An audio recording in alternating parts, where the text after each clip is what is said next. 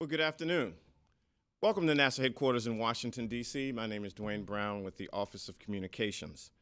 On July 4th, we celebrate our nation's independence. And also on that day, NASA looks to accomplish yet another historic achievement in our solar system and beyond. To set the stage for what you will hear today, please welcome to the podium the Acting Associate Administrator for NASA's Science Mission Directorate, Jeff Yoder.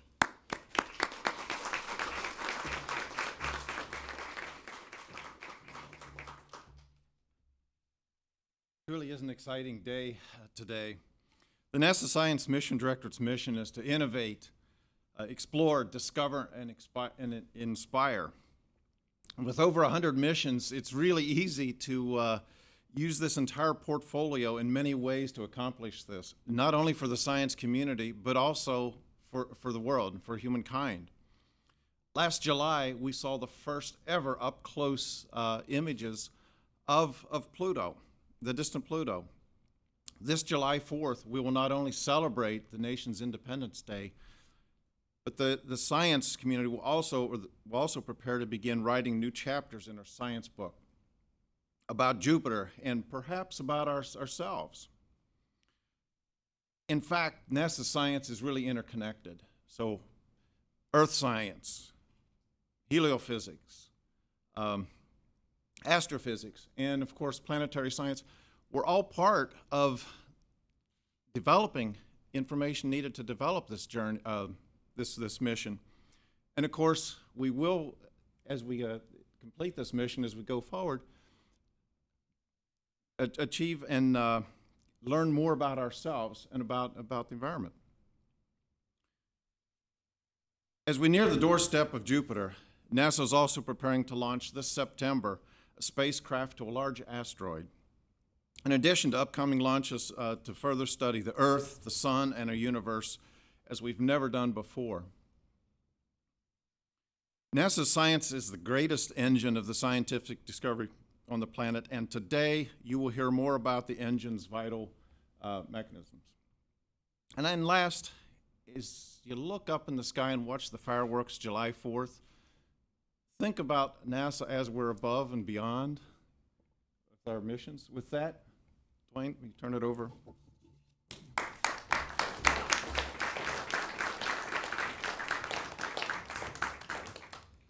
All right, let's see. Before I introduce our panelists, all the information you will hear today and much, much more available on the internet at www.nasa.gov/Juno and also missionjuno.swri.edu. Now, if you go to those websites, and I would encourage everyone, particularly the folks not just here but watching this program, there is an incredible video that really gives you the drama and the intensity of what this incredible team is going to experience. So I encourage you to look at the video. Social media. The excitement is building. Join the conversation. Facebook, Twitter, YouTube. There are a lot of folks talking about the countdown to Jupiter. And send in your questions at #AskNASA. You're going to hear a lot of information. We're going to try to get to many questions, and if we can't get to them today, we'll have the science team respond to your questions as soon as possible. So, before we get started, let me introduce you to today's presenters. First up, Diane Brown, Juno Mission Program Executive, NASA Headquarters. Scott Bolton, Juno Principal Investigator, Southwest Research Institute, San Antonio. Rick Nybakken, Juno Project Manager, Jet Propulsion Laboratory, Pasadena, California. Heidi Becker, Radiation Monitoring Investigation Lead, also from JPL. Alberto Adriani, Juno Co-Investigator from the Institute of Space Astrophysics and Planetology in Rome, Italy.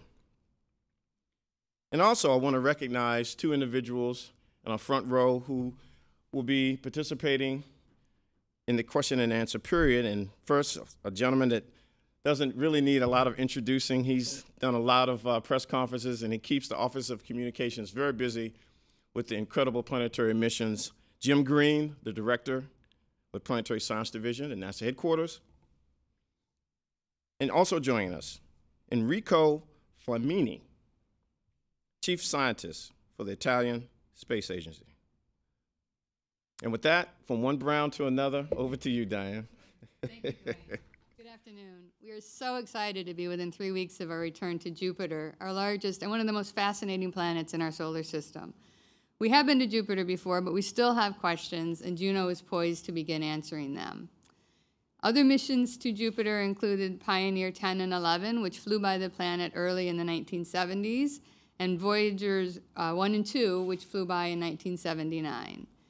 Other missions have also gone by Jupiter on their way to other destinations, but the most recent mission there was Galileo, which in 1995 dropped a probe into the Jupiter atmosphere. Most of what we know today about Jupiter's complex system of moons, rings, and the magnetic field come from the Galileo mission. Juno is the second of 3 missions within the New Frontiers program in the Planetary Science Division. As Jeff mentioned, you all will remember New Horizons, which provided those amazing images of Pluto last year. And then this September, OSIRIS-REx will be launching to return samples from the near-Earth asteroid Bennu. Juno was selected out of the second New Frontiers announcement of opportunity in 2005, and it launched in 2011. It has a life cycle cost of $1.1 billion. The Juno team has representation from around the world. The science and spacecraft management teams are distributed across California, Alabama, Texas, Colorado, and here in DC. The scientists come from across the country and many of the states within the United States.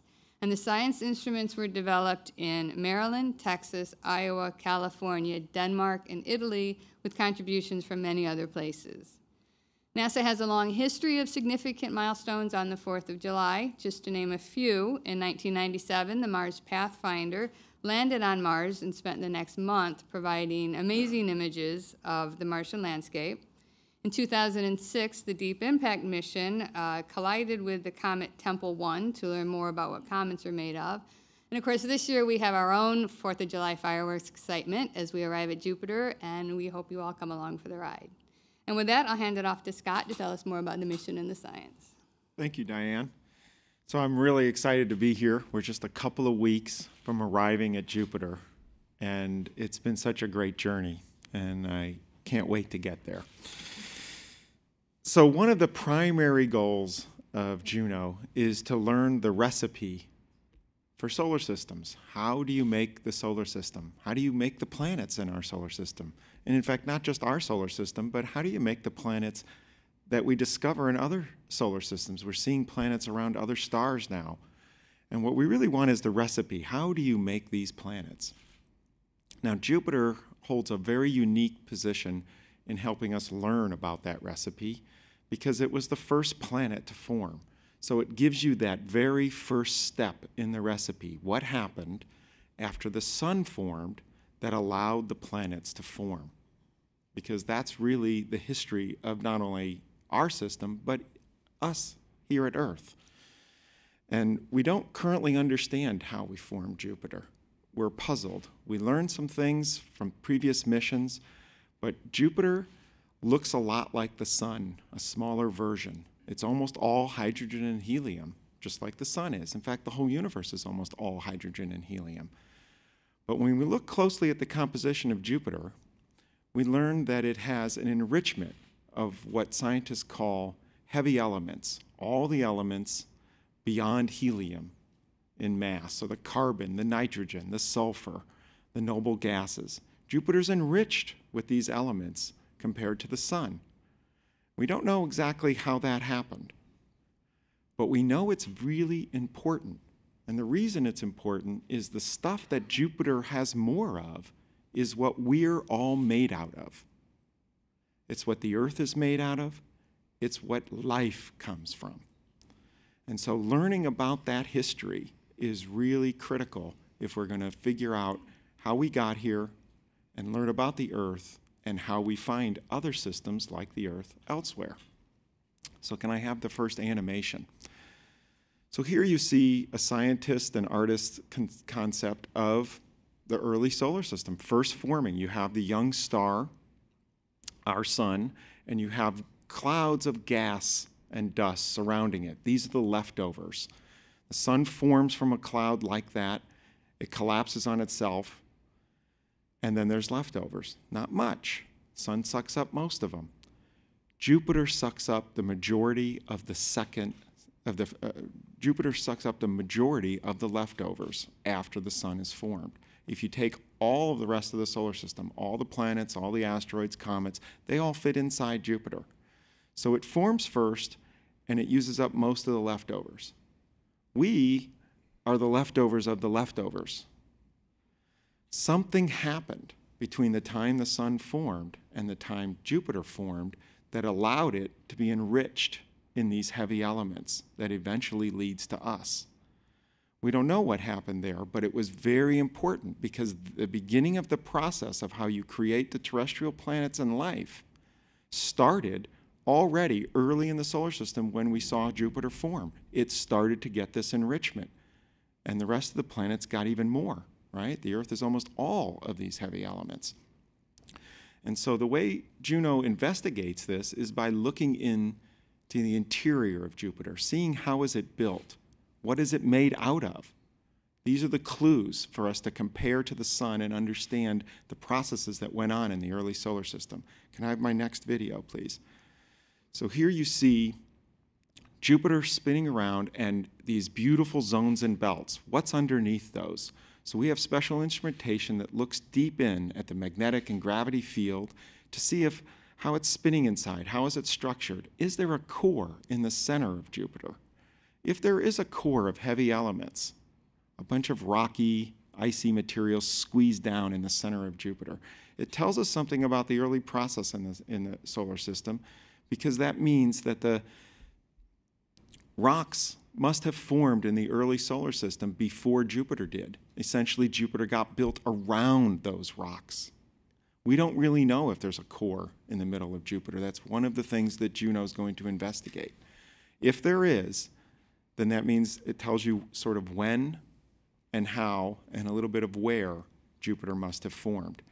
That tied with the water abundance are two key discriminators on theories of how and where Jupiter formed.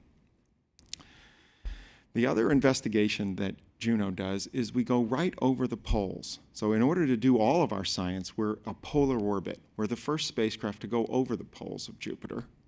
And we go very close. And as we fly over the poles, we're flying right over Jupiter's intense aurora. Its northern and southern lights. Can I have the next video? These are the strongest auroral emissions in the entire solar system. Jupiter is a planet on steroids. Everything about it is extreme. Those aurora are incredibly powerful compared to even the Earth's. These lines you see, that you saw around there, those are magnetic field lines. The auroral particles are coming down. Juno is flying right over those with a suite of instruments to investigate those aurora and the polar magnetosphere for the first time and compare that science and what we learn with how the aurora work on Saturn and the Earth. And from that, we start to learn how planetary aurora work in general. So what's the tool that we use to learn all this? It's the Juno spacecraft. Can I get the next animation? So here you see Juno. This is an incredibly large spacecraft. It's solar powered. Each one of those solar arrays is 8.5 meters long apiece, like 25 feet. This spacecraft is the size of a basketball court. It's enormous.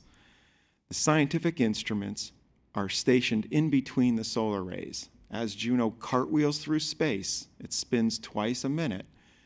Each of the science instruments takes its turn looking at Jupiter as we spin.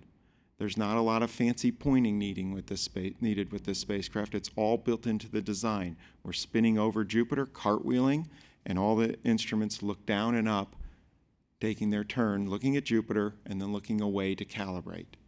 So it's a very efficient design, and even with those giant solar arrays, Jupiter is about 5 times the distance from the sun that the Earth is, so the sunlight is only 1/25.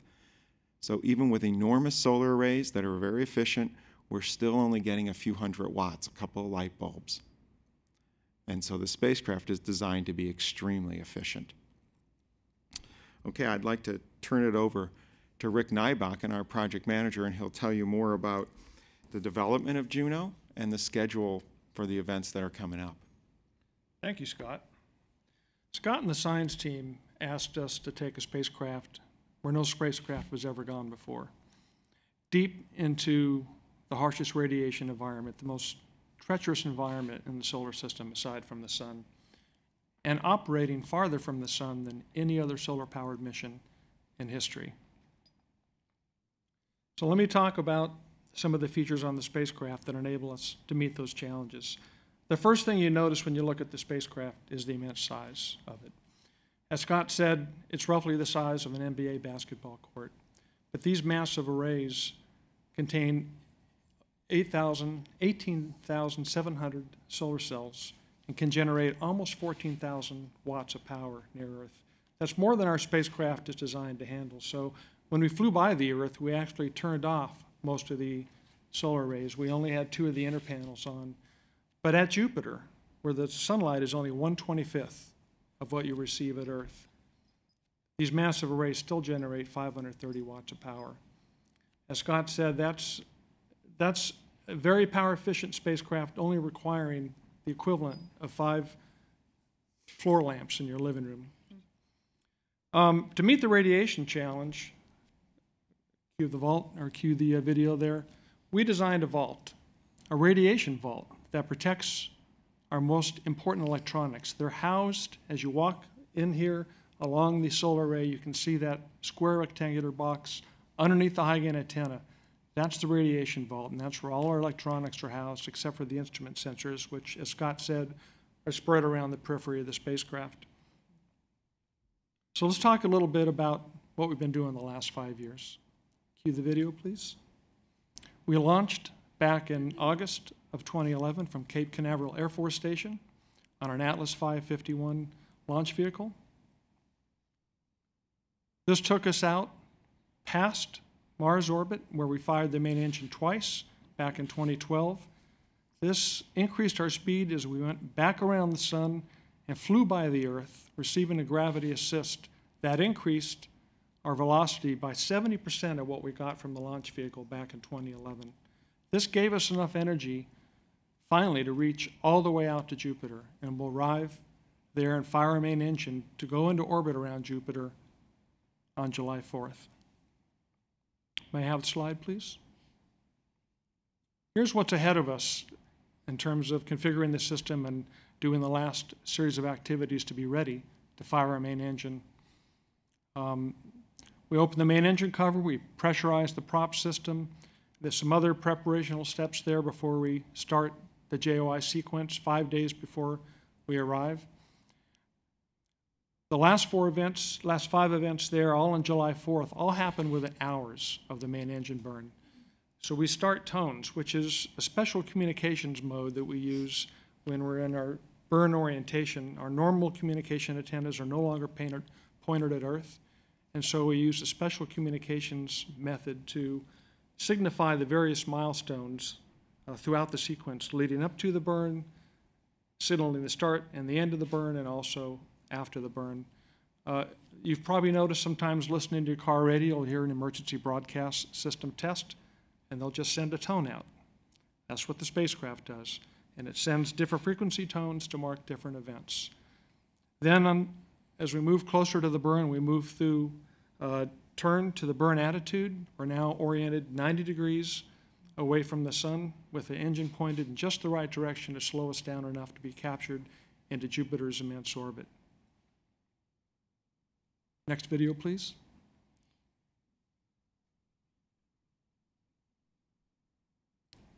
Can you cue the next video?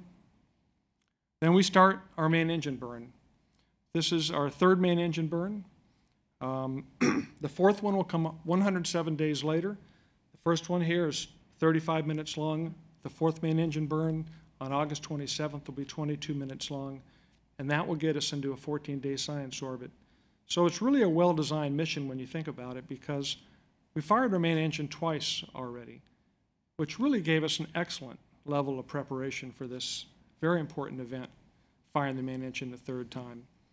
We know how to set up the propulsion system. We know how the engine performs. The only thing new here is how the main engine performs and the spacecraft performs in Jupiter's intense radiation environment. And Heidi's going to tell us a little bit more about that intense radiation environment. Thank you, Rick. Jupiter has the scariest radiation environment of any planet in the solar system. It's the harshest, it's the most intense, and it hasn't been fully explored yet. And it hasn't been fully explored where we're going.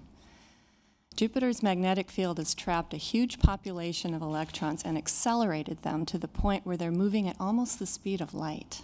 They're incredibly penetrating, they're damaging to electronics, and they can create enough noise in a detector to totally blind a camera. First animation, please. Jupiter's electrons are moving so fast, they're spiraling up and down the magnetic field lines and bouncing between magnetic mirror points in a few seconds. And once the electrons hit a spacecraft, they immediately begin to ricochet and release energy, creating secondary photons and particles, which then ricochet. It's like a spray of radiation bullets. Juno's protected from the radiation a little bit by our polar orbit. But if we'll cue the next animation, as the mission progresses, Juno's orbit will descend further and further into the harshest equatorial region of the radiation belts. And every science pass, Juno has to fly through very intense high-latitude regions close to the planet, twice.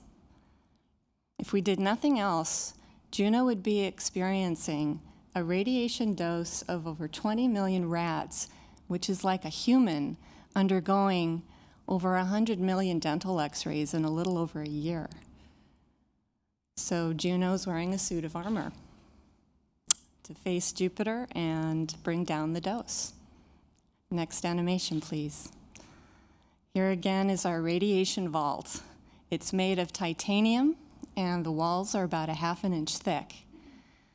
The vault weighs almost 400 pounds empty, and it's enough to bring down the radiation dose by a factor of 800. Outside the vault, all of the instruments are also wearing bulletproof vests. And in fact, the camera head of our star tracker is the most heavily shielded thing on Juno. This black box you see in the animation is holding our star tracker. Without that extra protection, we wouldn't be able to navigate Juno. A star tracker is a lot like what sailors used to do on ships in the old days. They would look into the sky and look at the patterns of the stars to understand where they were pointing to navigate the sea. And a star tracker does pretty much the same thing, only it does it by taking pictures of stars. Juno's star tracker is 4 times heavier than the most heavy standard star tracker, because without the protection, the noise from the penetrating radiation would be too high to see stars, and Juno would never know where it was pointing. Next animation, please. This is an animation of Juno's trajectory on August 27th. It's our closest approach to the planet. That'll be 2,600 miles from the cloud tops. And that orange and yellow map is our model of the radiation. We graze through it twice. But this is a region where no spacecraft has ever been. And this is just a model. There isn't a dedicated detector on Juno to sense the high-energy electrons at Jupiter, but we have a way to watch and learn. Next animation, please. We'll be looking at the noise in our cameras and counting the hits of the radiation that does get into our pictures. This is a simulation of what our radiation models predict our star tracker star images will look like as we fly through those very nasty regions close to the planet. And now to tell you a little bit more about one of Juno's science instruments, I'll hand it over to Alberto. Thank you, Heidi. Now I'm speaking about JIRAM. The acronym stands for Jovian Infrared Auroral Mapper. The instrument has a small telescope and 2 detectors, so that it's practically a double instrument. It's a camera and a spectrometer at the same time. GIRAM will observe the planet in infrared light. GIRAM is an Italian space agency instrument, and Italy has a long history about building similar instruments for other missions. I can remind here a couple of NASA missions like Cassini and Dawn. GIRAM was primarily conceived to give a contribution to the study of the magnetic aurora, the magnetosphere of the planet, and the interaction of the magnetosphere with the planet itself. In particular, to study the aurora. Can I have the first picture, please? In this picture, you can see 2 auroras. On the left, there is an ultraviolet aurora that has been measured from the space, from the Hubble Space Telescope. On the right, there is an infrared aurora, measured from ground in the infrared, from an observatory on ground. So there are 2 auroras, because actually we have 2 different emissions from the aurora, because different emission because the causes of this emission, light emission, is different. What causes the emission of the auroral emission is these very energetic electrons that fall to the planet, and they interact with the hydrogen, giving the ultraviolet aurora, or its ion H3+, giving the infrared aurora. And GIRAM will look at the infrared aurora. So, in the picture I showed before, it's actually the only case from the previous measurement we have on the Jupiter aurora in which the two phenomena have been measured contemporarily. On Juno, we are going to have many occasions to have simultaneous measurements of these 2 aspects of the Jupiter aurora. Can I have the next picture? GIRAM will also be used to study some characteristics of the Jupiter atmosphere. In particular, on Jupiter, there are some areas, you see in this animation the brightest spot here, where the atmosphere is almost clean without big clouds, and GIRAM can look deeper inside the atmosphere, and from those holes, in those holes, measure some concentration of some compounds that have significant role in the atmospheric chemistry of the planet, cloud formation. Other goals are study of the Jupiter cloudiness and, in some extent, dynamics of the atmosphere. Can I have the next animation, please? GIRAM, in this animation, you see the instrument, the optical head of the instrument, which is mounted on the backside of the spacecraft, the aft deck, which is the face of the spacecraft, which is always looking at the deep space. You see the spinning of the spacecraft, and the colors you have seen before, they are the two light you see reaching the instrument is actually the path of the light coming from the space, from the planet, reaching the instrument. GIRAM has the spinning mirror to compensate the movement of the spinning spacecraft. In this case, this is needed because during the observation, the image or the target we are going to observe has to be still. The next movie, please. In this movie, I show a simulation of how the instrument can look at the planet. you see here the moving part is the track of the detectors of the instrument. The two rectangles are the two areas of the imager dedicated to the aurora measurements and the thermal emission measurements. Finally, you can see here the pink oval, which is the main structure of the Jupiter aurora, and the red curve that depicts the track of the satellite Io to the contribution to the auroral pattern.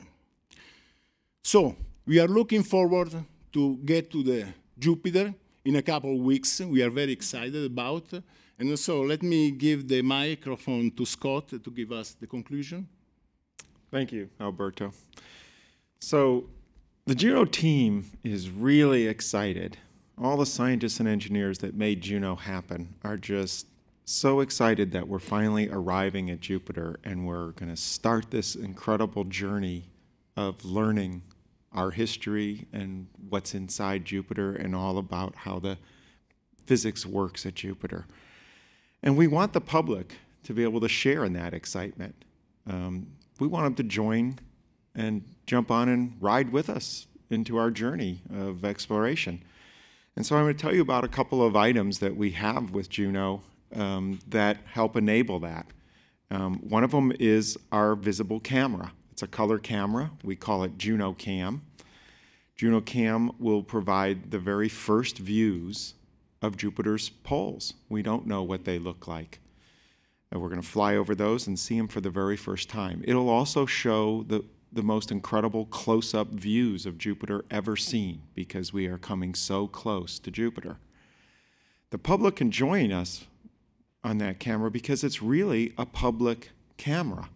That camera is on board, and we have a website set up where the public can sign on and help vote and decide where Juno Cam points.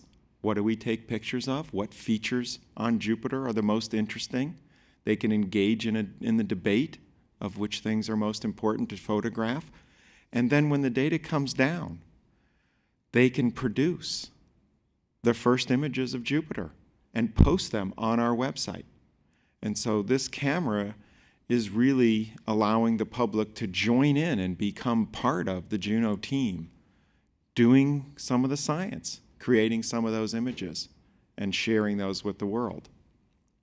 And we have another aspect. I often get asked, do we have any passengers on board?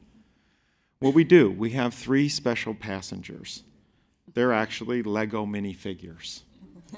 These are made by the Lego company in a special agreement with NASA, and they're made out of spacecraft-grade aluminum. And we have 3 of them. This is Juno, the goddess. She is the sister and wife of Jupiter, who's right here holding his lightning bolt, and Galileo, in honor of his great discoveries that enabled us to learn so much about the universe and nature. And he's holding Jupiter and his telescope. And we put these Lego minifigures on Juno in order to inspire and motivate and engage children to have them help them share in the excitement of space exploration and reaching for the best goals that you can. Reach out, literally, for the stars. We want to teach them that they can accomplish anything. And we're reaching for the stars here. They can join us, or they can reach for their own stars. We want to just inspire them and get them excited about the whole space exploration program and learning about nature. And so July 4th is coming up, and we're about to arrive. And I really look forward to that, and I hope you'll all join us as we arrive at Jupiter and jump on the Jupiter train. Thank you.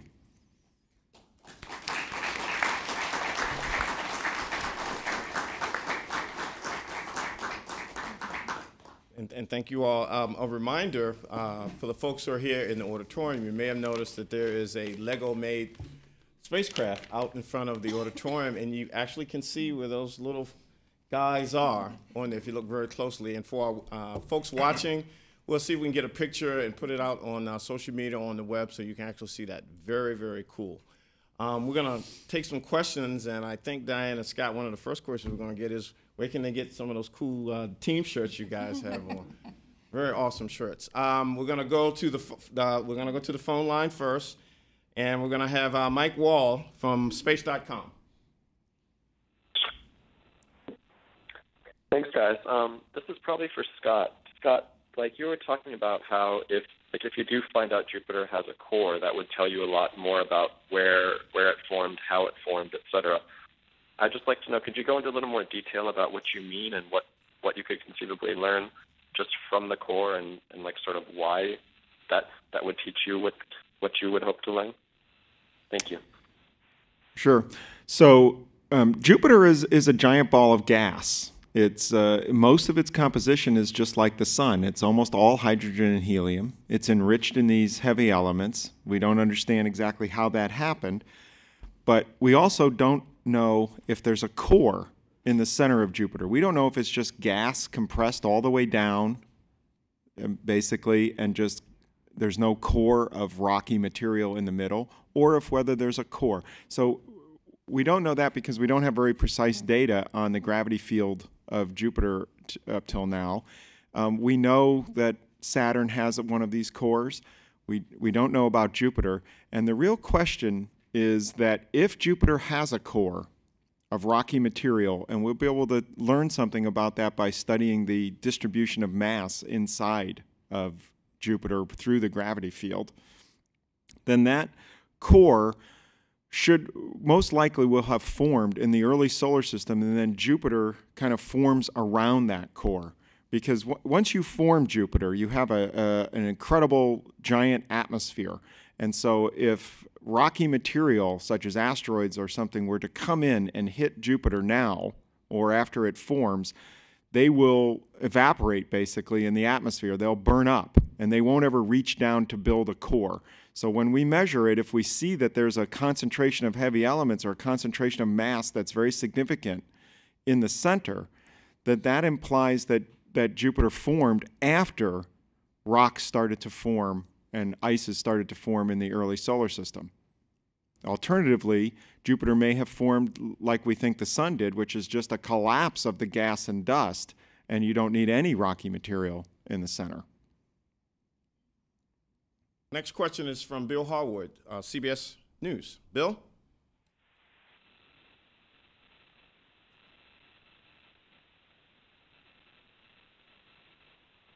Bill? Okay, let's go to Alex Whitzy from Nature. Yes, hi. My question is for Scott. So JunoCam should have been taking pictures already. When do we get to see those first pictures from JunoCam? So we've been taking a few test images of Jupiter. It's very small in the fields of view, but we will release it's already been released, some images that we took of Earth.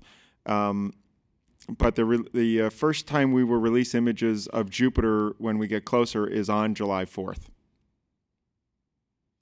Okay, we're going to take some questions from social media, but sir, you have your hand up. Please identify yourself. And thank you. Eddie Gonzalez, Jet Propulsion Laboratory. Once the spacecraft arrives to Jupiter on July 4th, how long will it take a signal from the spacecraft to arrive? The one-way light time is 48 minutes. So the burn actually occurs at a time that after we go through the one-way light time, we'll start receiving the burn telemetry starting at 8:18 Pacific, and the burn would nominally end Earth receive time Pacific again at 8:53 p.m. Okay, there's a lot of buzz on social media. I'm going to turn it over to Emily Fafaro. What's the public excited about? Sure, yeah, they have a lot of questions. The first one comes from Marielle, and she asks, what are the potential mishaps or problems that could occur from the point of insertion to Juno's 20-month journey? Well, one of the things, of course, we spend a lot of time thinking about is radiation effects. And we've thought about this. I've been working on the project since 2006, and I can tell you we've thought about it almost every day. But we built up from the radiation models. We've done extra parts testing. We've put additional shielding on the spacecraft. And we put a lot of thought into how to respond, even though it may be unlikely, how to respond to any surprises we may get from the radiation environment. So we have a 14-day science orbit, and one of the things we do for the magnetometer investigation, for instance, is we put a special feature on board that if we were to have a computer hiccup when we did closest approach to the planet and we temporarily lost data from all the instruments, this would automatically turn that one instrument back on, because the magnetometer map, the magnetic map of 32 orbits, is the one that's the most challenging for us to achieve. So there's a number of measures like that that we've taken to respond to the challenges ahead of us. Let's take two more from social media, and then we'll go back to the phone lines. Great. This one's from Xavier, and he says, will there be amazing pictures, and will we get to know more about what's under those cloud layers? Yes, I expect we will have amazing pictures. Just to see the first glimpse of what the poles look like will be amazing by itself. But we will get incredible pictures close up, and we'll get them in not just visible light, but ultraviolet and infrared. And we have special instrumentation called a microwave radiometer that actually can see beneath the cloud tops. So we've never really seen how deep the zones and belts or the Great Red Spot really go. We don't know those roots. Presumably the roots to a Great Red Spot must be fairly deep, because it's a storm that's lasted for hundreds of years. And so we have instrumentation for the first time that's actually going to see beneath those cloud tops, and we will be able to make images. They're not exactly like you would normally take with your phone cameras, but we will see what it looks like underneath those clouds and how deep those zones and belts go. So we'll get some great stuff. Okay. And this question is from Andre, and he says, will Jupiter's moons be studied by Juno?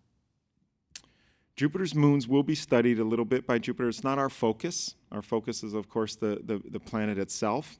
But we are orbiting nearby there, and I mean the moons are nearby, and we don't go very, very close to them, so we're not going to get close-ups of the moons, but we will get some distant shots, and they will be unique because we'll be coming from above and below, and the moons have never been seen from that direction.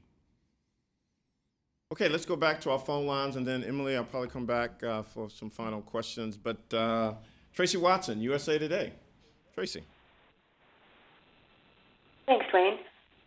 Just wanted to ask what the kind of nail-biting moment is going to be during the orbit insertion. When should all of us be watching, and when are you going to be kind of scrutinizing the numbers most carefully? Thanks. Well, I think the part that we're all going to be watching most intensely, of course, is the main engine burn itself. And I can tell you when that completes, you're going to see a lot of celebration, because that means we'll be in orbit around Jupiter. And that'll be really cool. So, oh, well, that's July 4th. And as I said earlier, the main engine burn Pacific time is 8:18 to 8:53 p.m. Okay, I believe we have Bill Harwood back. Bill Harwood, CBS News. Bill? Yeah, thanks. One quick one, I guess, for Rick again. And it's related to Tracy's question. What sort of margin do you guys have on the JOI burn? In other words, what's the desired burn time in delta V, and what is the minimum delta V you need to achieve any sort of useful orbit? And I guess related to that, I'm wondering that if you don't burn at all for whatever reason, where does the trajectory take you, and would there ever be a chance to recover? Thanks. There's a lot of questions buried in there. Well, let's start with the burn time. First of all, a 35-minute burn gets us into a 53-day orbit. The minimum amount of burn that we need to get into orbit at all, which is a rather large orbit, is on the order of 20 minutes. But we put enough safeguards in the system, including what we call auto restart. So the system is designed if, for instance, the radiation causes the computer to reset and the engine stops.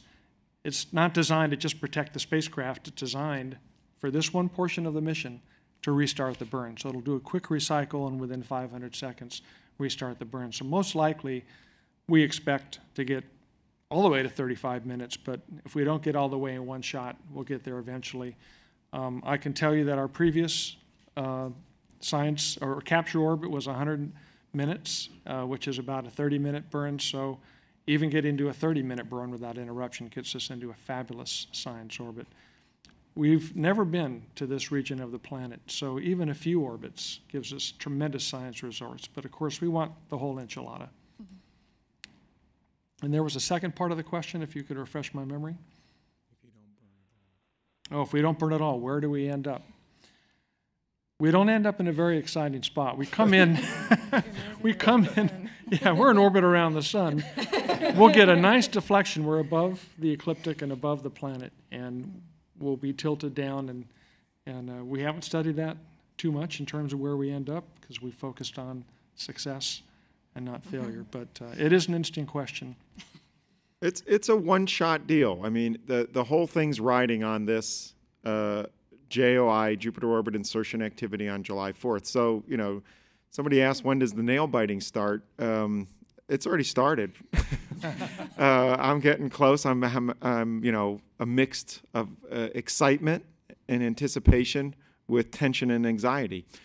And I felt the exact same thing on the day of the launch, which was probably our highest risk in the entire mission. I think the Jupiter Orbit Insertion is the second highest risk. Everything's riding on it. This spacecraft is very complex. This was a great challenge. We are going literally where no one has gone before. It's the greatest challenge in some ways because Jupiter is the most extreme planet we have. And we're going right next to it, right into its guarded areas, right? It's a planet on steroids. Every single thing about it is the most extreme. It has the strongest magnetic field. It's whipping around, spinning the fastest. It has the most intense radiation. We're moving faster than any spacecraft. In fact, any human object has ever gone. So everything about it, we've got to do the extreme. It's got to do the extreme.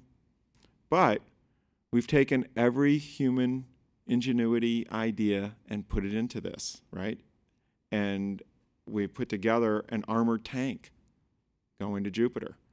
So we're shielded and ready. But there's definitely risk.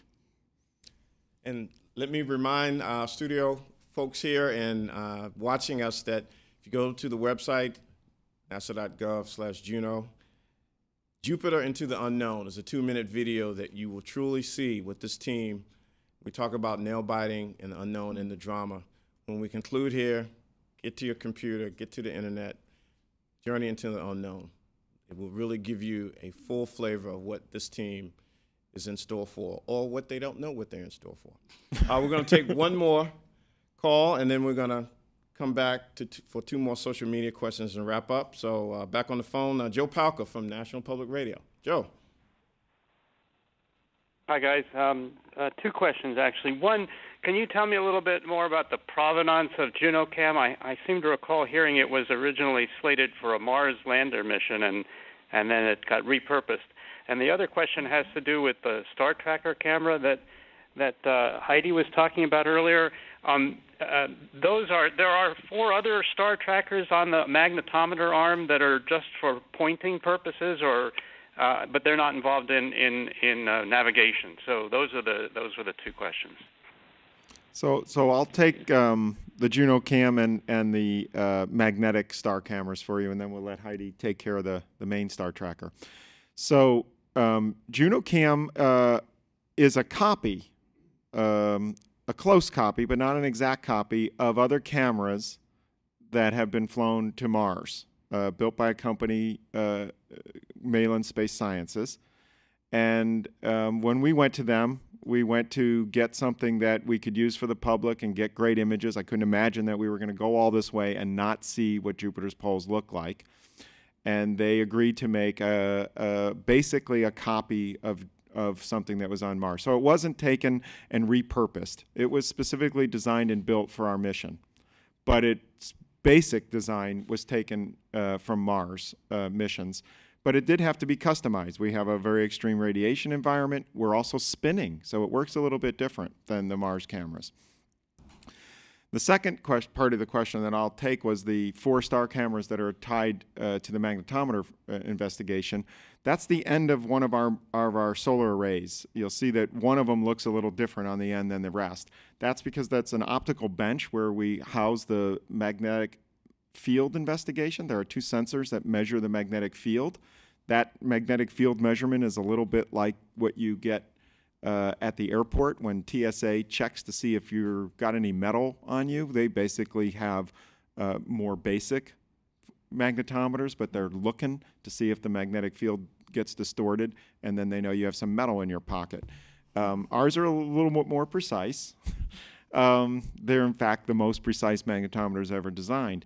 And they're at the edge of one of these long solar arrays. The reason we have 4 star trackers out there is because we want to locate exactly where those magnetometers are when they make their measurement, because they're mapping very, very precisely, more precise than any previous spacecraft has ever done, the magnetic field of Jupiter. And we want to know exactly which way the vectors are pointing in this invisible force field, so that, because it tells us something about the interior structure of Jupiter and how the magnetic fields are formed. And so those cameras are there to detect any slight movement in those solar arrays. If they were to bend or get deflected in any way, they will locate exactly where those magnetometers are being measured compared to the main body of the spacecraft.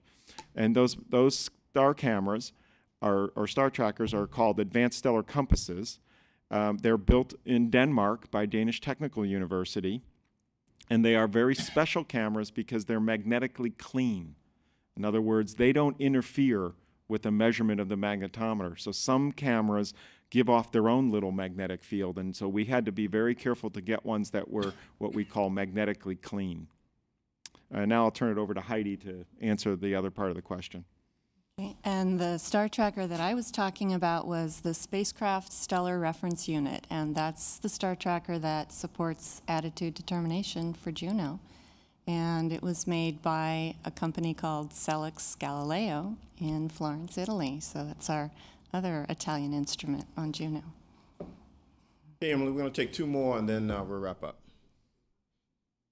It's from Jay, and he asks, why will Juno deorbit in 2018 after less than 2 years of orbiting Jupiter? What limits the length of the mission? Oh, go ahead. One of NASA's investigation or future missions that they want to undertake is a mission to one of Jupiter's moons, Europa, and they suspect there may be life underneath the ocean. But the last thing you want to have happen is to get there and find out it's been contaminated by organisms from Earth. And so they have a program called planetary protection. And one of the requirements we have is to have a very low likelihood that we'll ever hit Europa and contaminate it. And so we designed a mission that after we complete our 32 science orbits, we'll go out to Apogee, the farthest point of our orbit, and take some energy out of the orbit, and the next time we won't make it around and we'll go into Jupiter. Destroying the spacecraft that way is the way that we help ensure we'll never hit Europa in the future. All right, this question is from Melissa, and she asks, how does a better understanding of Jupiter unravel the origins of Earth or our solar system? Well, we don't know exactly how Jupiter was made, and we don't understand how it's enriched in these elements of carbon, nitrogen, sulfur, and we don't actually know how much oxygen or water is in Jupiter. At the same time, we don't understand how Earth got its water. We have some theories. Some people thought it was comets, but the comets that we've measured don't fit. It may not have been comets. Maybe it was asteroids. Maybe the thing that supplied the water isn't out there anymore. But when you go to study Jupiter and learn about how it formed, what you're really learning about is the history of those volatiles, those elements that eventually made us.